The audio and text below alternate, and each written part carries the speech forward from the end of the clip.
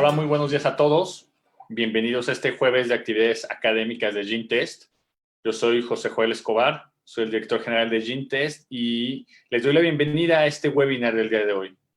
El día de hoy tenemos un webinar que, además de interesante por el tema en sí, comparte también la particularidad que quien lo dará es un experto en el tema, además de tener el gusto de considerarlo un amigo y un colega con GeneTest.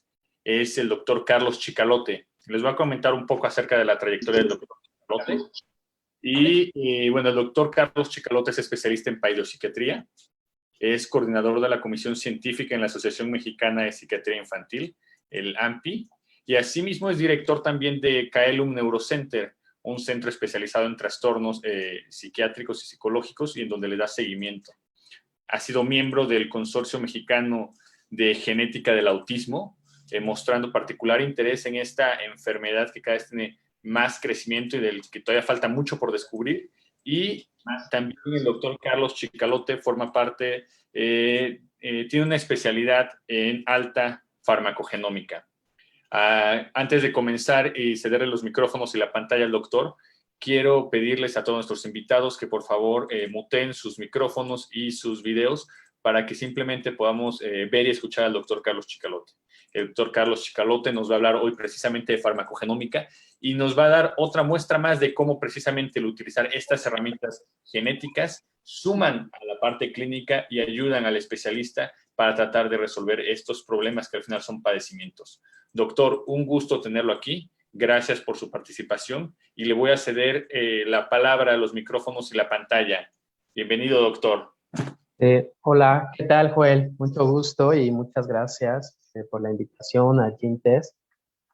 La verdad es que pues es un placer y estar compartiendo con mis compañeros también el hecho de poder compartir toda esta información para nuestros pacientes con las nuevas tecnologías que van surgiendo en las neurociencias. Nada más hay un pequeño como acotación de la Comisión Científica de la Asociación Mexicana de Psiquiatría Infantil. Fui el coordinador científico, pero fue en el bienio pasado. Pues actualmente no lo soy, en el resto pues sí. Actualmente pues estamos en la clínica Caelum Neurocenter, pues desarrollando tecnologías, todo un equipo de especialistas en psiquiatría y en biología, de metodologías en el tratamiento de trastornos del neurodesarrollo principalmente. El motivo de la plática de hoy es hablarles acerca de un caso que la verdad es muy relevante por todo lo que ha ayudado a las personas, principalmente esta familia, el uso de la prueba farmacogenómica. Entonces, pues, es importante como a todo el cuerpo médico, pues, hacer este hincapié, ¿no? En la utilidad de estas pruebas, ¿no? Entonces, pues hoy voy a hablar acerca de cómo se usó la farmacogenómica, esta prueba, en un paciente con autismo. Entonces, para resumir el caso clínico, lo que vamos a ver es cómo una persona pues de 19 años actualmente pues, presentaba síntomas muy severos de autismo. Me refiero a un autismo grado 3, o sea que requería mucho apoyo en casi todas las actividades de su vida cotidiana.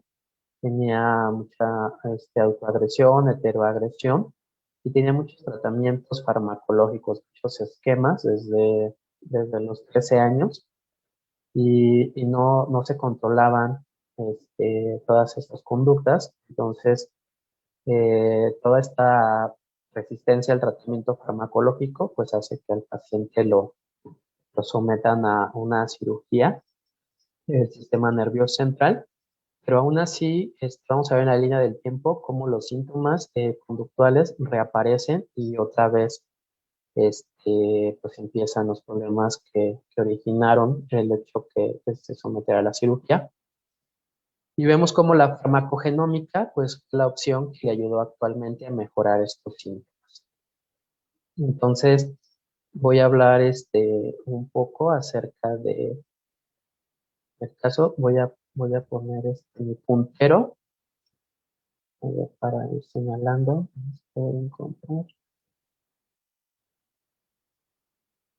Ok,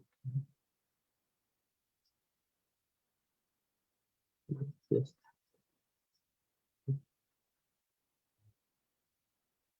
aquí está. Muy bien. Entonces, pues bueno, comentando, él empieza en su desarrollo en la línea del tiempo. Vemos que a la edad de los 2 a los 4 años de edad, pues él ya tenía dificultades con un retraso psicomotor, hipotonía principalmente. A la edad de los 6 12 años se le hace un diagnóstico de ansiedad y trastorno de déficit de atención, y aquí es cuando empieza con los múltiples tratamientos farmacológicos. Él estuvo pues con estaquera, con Prozac, con Ribotril, amotriptina.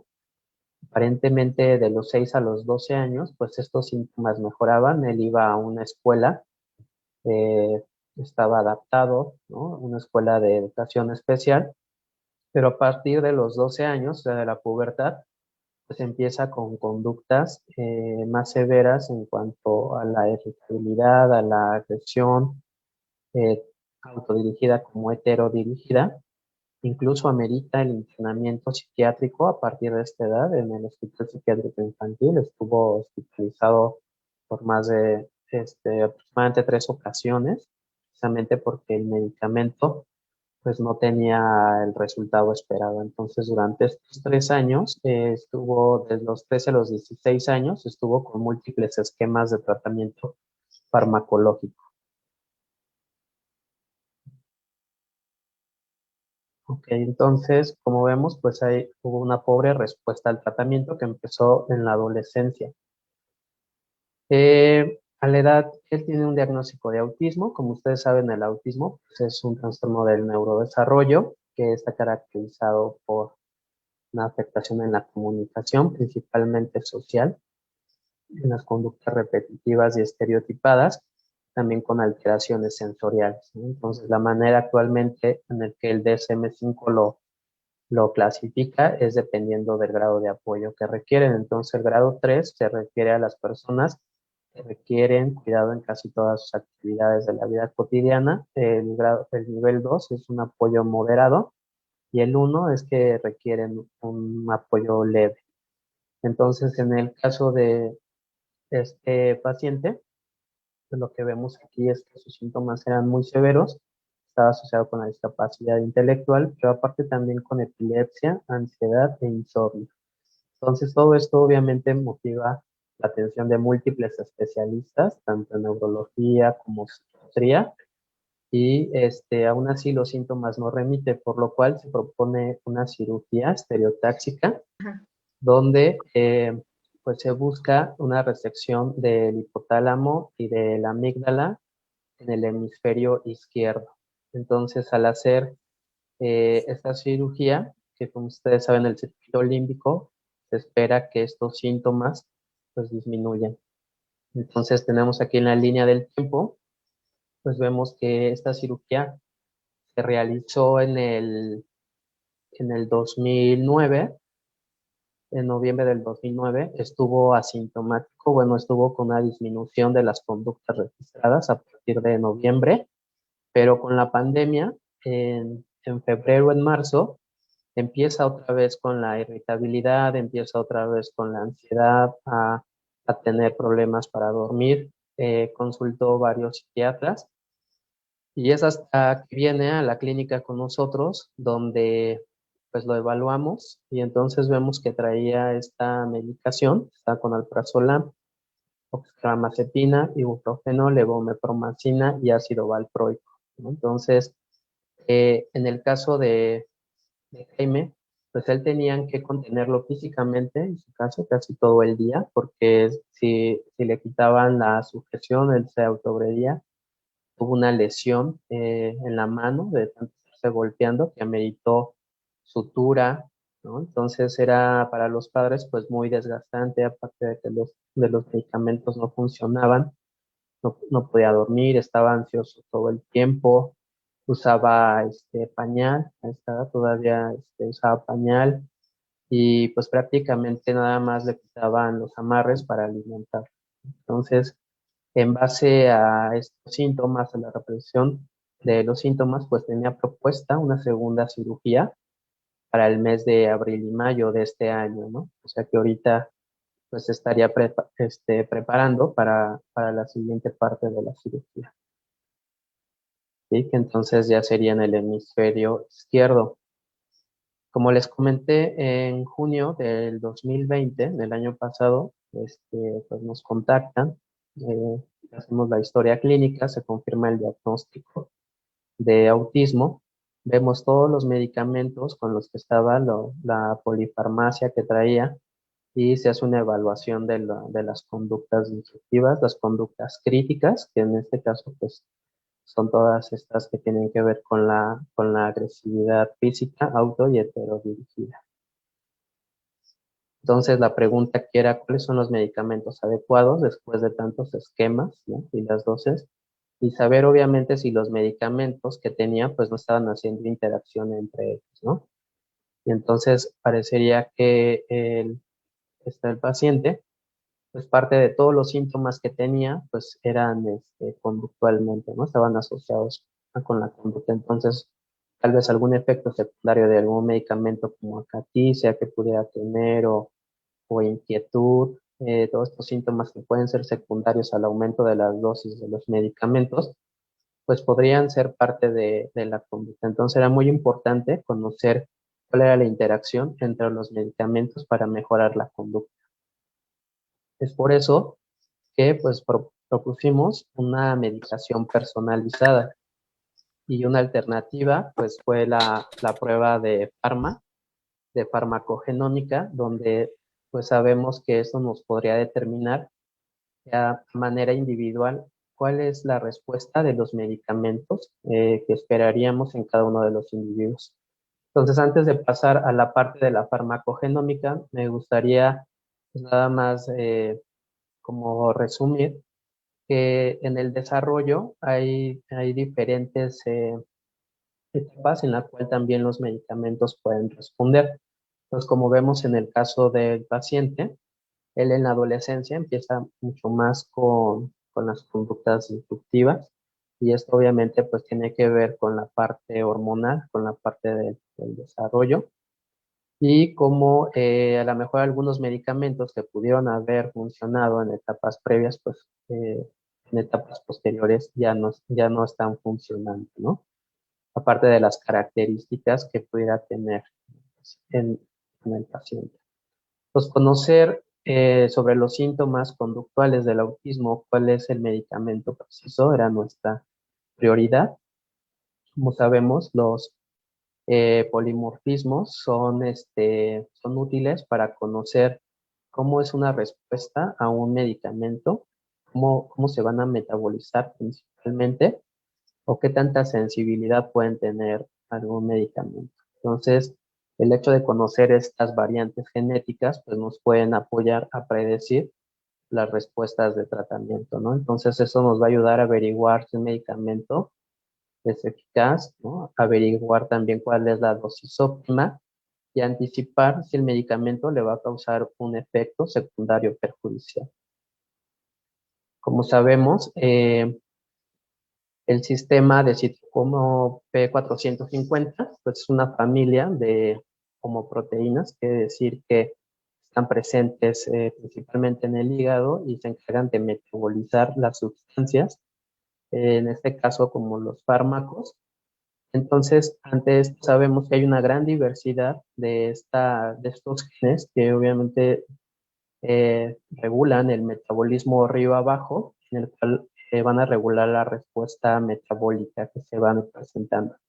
Entonces, ante esto, pues tenemos aquí que los genes y los fenotipos nos pueden predecir la respuesta al medicamento, ¿no? Que estamos viendo. Entonces, sabemos que para tal medicamento, por ejemplo, este es el reporte del paciente. Aquí tenemos que en el gen CYP1A2, pues es un metabolizador rápido. Eso nos quiere decir que a nivel de metabolismo puede ser que no tenga el efecto esperado o que tenga una falta de eficacia, precisamente porque como el fabricante predice la respuesta del medicamento no va a ser la misma que va a presentar el paciente. Entonces, por eso puede ser que la dosis que él pudiera estar tomando de algún medicamento no le esté funcionando o no esté siendo clínicamente favorable, ¿no? Como buscamos, y esto es un efecto adverso. Tenemos aquí el normal, por ejemplo, que este metaboliza como se esperaría, ¿no? Según el fabricante, pero tenemos en el caso de también, por ejemplo, este gen, y con esta variante que es metabolizador lento. O sea, esto quiere decir que el medicamento va a tardar, pues puede tener un efecto adverso por una acumulación y entonces puede tener más síntomas de toxicidad en el paciente por ser un metabolizador de esto. Entonces, con esto, pues podemos conocer, ¿no? A nivel clínico, cuál es el medicamento que podemos usar y en la dosis, ¿no? Entonces se le hace la valoración de GeneTest de Pharma en julio del 2020. Se le propone en base a este estudio genético el nuevo esquema de medicación para conocer la dosis correcta con los menores efectos secundarios. Este es su resultado de él. En el resultado de él, por ejemplo, vemos que de los medicamentos que tenía, conocemos el efecto farmacogenómico, la interacción que tienen. Y este de aquí es el Sinogam, la levomepromacina, que es un medicamento que ya no se utiliza en muchos países, precisamente por los efectos adversos que tiene. Entonces ha salido del mercado de muchos países, por eso es de que no se encuentra. Y otros medicamentos no existe la información que nos pueda sustentar realmente si existe una respuesta para poner una leyenda, ¿no? De este tipo, ¿no? Entonces, de los que tomaba, de los 5 que estaba tomando, solamente 2 medicamentos, pues están aquí con la palomita verde, que quiere decir que tiene mínimas interacciones en medicamento, ¿no? Esta leyenda es muy importante que la conozcamos porque si tenemos esta leyenda quiere decir que hay una interacción mayor entre el medicamento y una interacción moderada. Entonces esto pues obviamente nos va a traer problemas clínicos en la dosis, hay que ajustar dosis o a lo mejor no hay que recetarlo. Y esto quiere decir que podemos usarlo conforme el fabricante nos indica. Entonces, aquí estamos viendo los genes asociados, los genes con los alelos también, en el cual pues nos predice que la respuesta a estos medicamentos es un anticonvulsivo, el trileptal, pues va a ser favorable. Entonces, una vez que tenemos esta lista tiene muchísimos medicamentos, no recuerdo ahorita cuántos son, pero aproximadamente son 200, un promedio de 200. Bueno, tiene esta parte de neurología, también tiene parte de otros sistemas como gastro o inmuno, tratamientos para el cáncer, pero aquí la que nos interesa es la parte de neurología y psiquiatría. Entonces vemos que la oscarbazepina está dentro de las interacciones mínimas, entonces pues se decide conservarlo en el tratamiento. Vemos el alprazolam, que también está dentro de las interacciones mínimas, se decide conservar también en el tratamiento. Y aquí en lugar del Sinogam, de la vancomicina, pues escojo el aripiprazol, que es un antipsicótico atípico con menos efectos secundarios. Y entonces está aquí en verde y se le instala el aripiprazol, así como el citalopram, ¿no? Que hay mucha referencia. Y entonces el paciente, recuerden que estaba ansioso, estaba agresivo y y entonces al instalar el tratamiento, pues vemos que hay una mejoría, ¿no? Entonces, esta escala es el Vineland. El Vineland nos mide las conductas adaptativas desde la edad de los 0 años a los 90 años y hay una parte que mide los ítems críticos, o sea, las conductas críticas en problemas del neurodesarrollo son muy importantes porque nos permiten ver cómo van cambiando, de qué tanto apoyo requieren o no las personas, ¿no? Entonces, creo que nos alcanza a ver muy bien. Pero esta parte que está aquí en azul, este cuadro, quiere decir que todas estas conductas son severas, esta parte son moderadas, y aquí me está hablando acerca de la frecuencia, ¿no? De si se presentan algunas veces o no. Entonces, los cambios que vimos más significativos, por ejemplo, es en esta, ¿no? Que exhibe comportamientos que causan que lastime o hiera. Ejemplo, se golpea la cabeza, se golpea o se muerde a sí mismo, se rasguña. Aquí cuando empezó con nosotros la evaluación de inicio, pues vemos que los síntomas eran severos y, y eran muy frecuentes, ¿no? Usualmente. Si vemos el mismo ítem, el 6, este mejora en la parte de, en lugar de ser severo, todos los síntomas mejoraron de severos a moderado, pero esta parte del 6 mejora, o sea, ya lo hace algunas veces, ¿no? O sea, disminuye la frecuencia. Entonces, muchas de las conductas que estaban eh, usualmente, pues empiezan a cambiar aquí a moderado, ¿no? Entonces, todo esto obviamente va a mejorar la parte del cuidado de él, la familia, el desgaste que puede tener la familia. Y entonces, al hacer la evaluación, pues, con el tratamiento que él ha tenido, vemos que el autismo, que estaba en un nivel 3 que requería mucho apoyo en todas las actividades, ahora está en un nivel 2. Sigue teniendo algunos síntomas, realmente como ansiedad, tiene tendencia a la dromomanía, tiene algunas conductas ritualistas, pero ya va al baño, ya no usa pañal, ya no está contenido, se alimenta por sí mismo, coopera con la rutina y con las actividades diarias de su casa, sale cuando puede salir en la pandemia, sale, se corta el cabello, va al parque, ¿no? Entonces todos estos síntomas que tenía de ansiedad, irritabilidad, ¿no? Autoagresión, pues han disminuido. Entonces, con esto, quiero pues compartirles la importancia de que con este paciente, pues probablemente se evite la cirugía que tenía programada, porque han mejorado los síntomas gracias a conocer la, cómo los medicamentos interactúan entre sí y a través de la medicina de precisión, que es la medicina individualizada, que son otras de las opciones o de las herramientas que nos se ofrecen actualmente, ¿no? Entonces, pues bueno, les agradezco su atención y pues abrimos para preguntas y comentarios. Doctor, muchas gracias por la participación. El caso es sumamente interesante y ver directamente la aplicación de la ciencia en un paciente y su mejora, pues es precisamente uno de los motores para quienes estamos precisamente en el sector salud.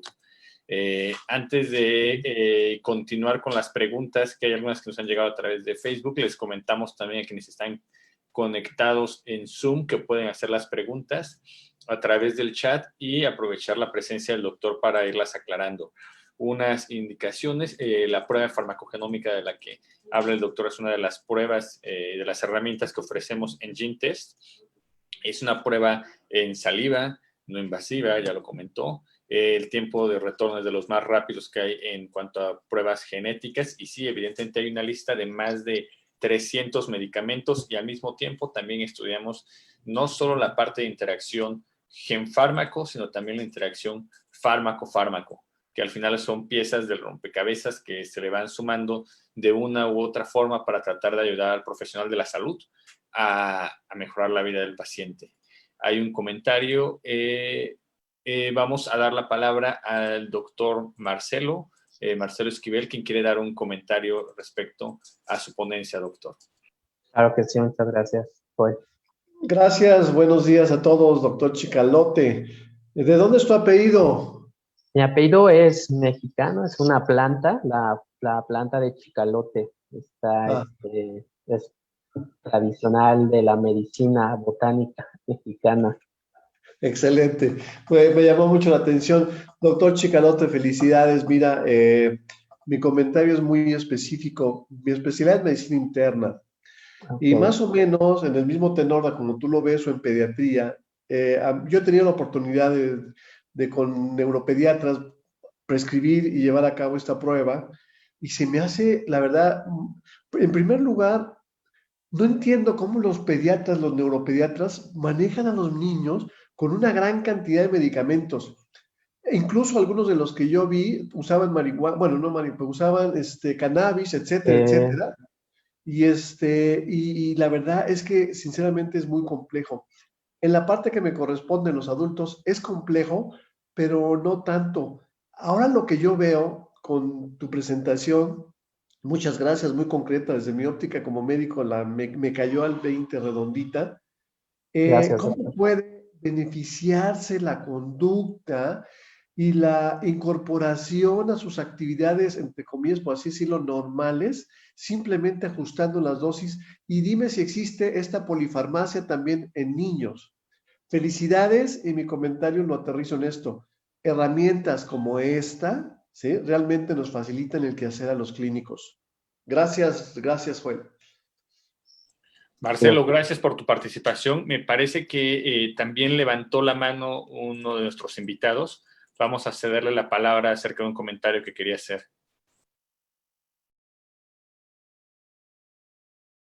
El participante Crescencio alzó la mano para que Crescencio nos dé su participación.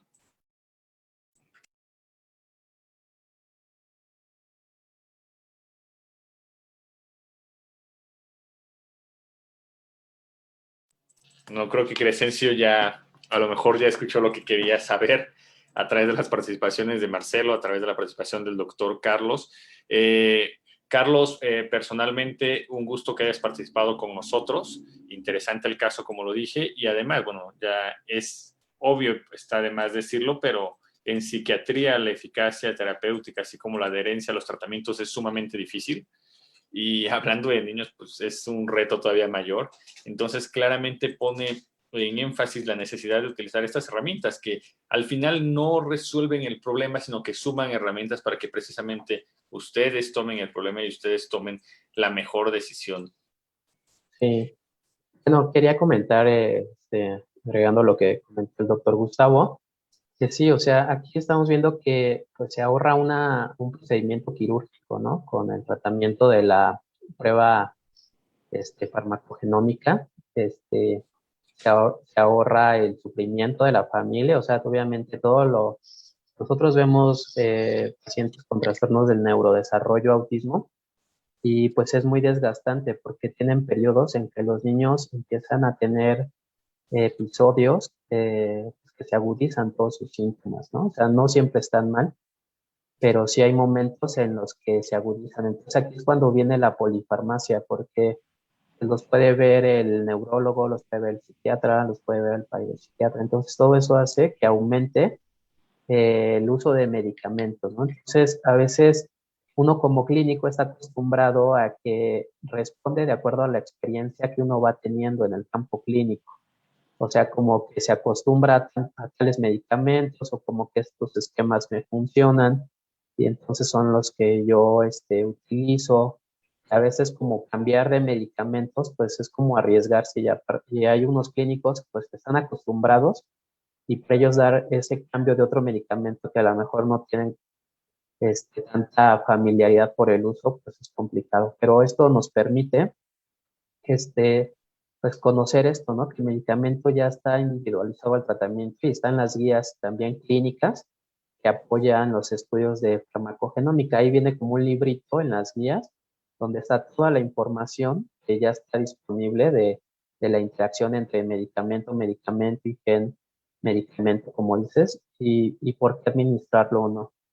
Entonces creo que esta herramienta empieza a tener su auge y pues hay que utilizarla. En este tema es mi comentario. Gracias, Carlos. Sí, ya lo dices, al final ha sido una evolución. Yo te lo puedo decir desde el punto de vista que GeneTest ya va a cumplir 10 años ofreciendo estos servicios genéticos y ha sido un crecimiento tanto del mercado como de la demanda por parte de los médicos, como de la apertura para seguir estudiando, que lo que hacen estos doctores, lo que haces tú, lo que hacen nuestros afiliados es precisamente estudiar genética y no solo estudiarla en el libro, sino aplicarla en el paciente. Y es una rama que sigue creciendo, que se hace cada vez más accesible y más conocida, pero que también le falta mucho, mucho por seguir avanzando. Y bueno, y desde nuestra parte, nosotros como GeneTest, nuestra obligación es brindarles a ustedes las herramientas genéticas y servicios a través de estas pruebas que acerquen a la gente y que acerquen a ustedes la mejor tecnología posible para prevención, diagnósticos, tratamientos y todo lo que puede conllevar la ciencia aplicada a la salud. También que sepan que estas capacitaciones a nosotros que damos y estos webinars de actividades académicas nos llenan de gusto. Cuando escuchamos este tipo de casos como el que nos platicó Carlos, pues es precisamente ver ciencia aplicada en su más puro estado. Al final la ciencia y la tecnología se trata de mejorar la calidad de vida de los humanos y saber que no solo estás mejorando la calidad de vida, sino mejorando la salud de un paciente que impacta en todo. Bueno, a nosotros nos llena de gusto, nos llena de orgullo y también nos llena de orgullo contar con profesionales como Carlos, que el día de hoy compartió este caso con nosotros. Doctor Carlos, muchas gracias por su participación. A todos los que nos acompañaron el día de hoy, también muchas gracias y quiero dejar el micrófono para que Carlos nos dé una última participación para cerrar este webinar. Pues, muchas gracias a GeneTest y pues muchas gracias.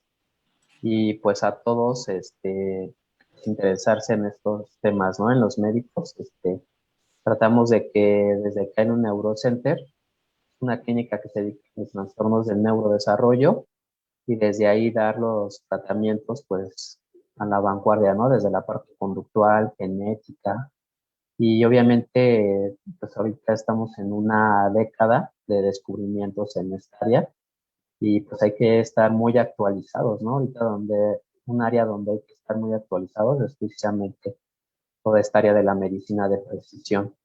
A mí me llama la atención que hay bases de datos y que hay páginas que puedes consultar esta información y le puedes dar seguimiento, ¿no? Al tratamiento, qué dosis, qué estudios hay, ¿no? Qué interacciones tiene. Entonces creo que esto va a hacer que la medicina de la psiquiatría en particular se deje de ver como algo bueno, que no requiere un estudio del paciente, ¿no? Pero también de un estudio genómico, ¿no? También desde la ciencia, ¿no? Aplicada. Entonces esto pone ya de perspectiva, pues, la manera en cómo abordamos la salud mental, ¿no? Estamos ante este nuevo paradigma y pues invitarlos a todos a invitar a más.